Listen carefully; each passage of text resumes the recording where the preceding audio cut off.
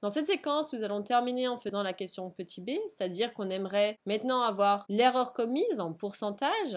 Donc si on remplaçait la valeur efficace au carré par P, est-ce que P est une bonne approximation ou pas?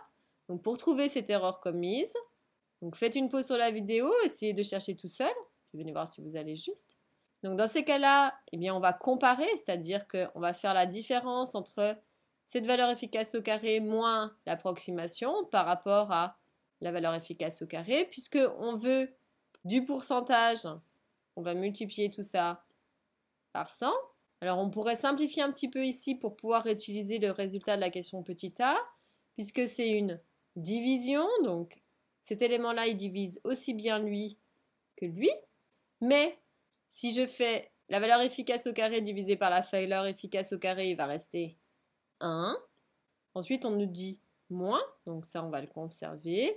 Et deuxième élément, on a P sur la valeur efficace au carré. Et tout ça, attention, c'est le tout qui doit être multiplié par 100.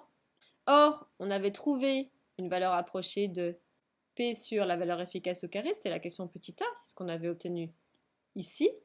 Donc si on fait 1 moins, donc cette valeur qui est obtenue fois 100, on va trouver à peu près une valeur de 2,8%. Il y a une petite marge d'erreur. Après, il faudrait voir si effectivement, si on allait à la sixième, si on avait une grosse marge ou pas dans l'erreur commise, ou si juste ces premiers éléments-là suffiraient.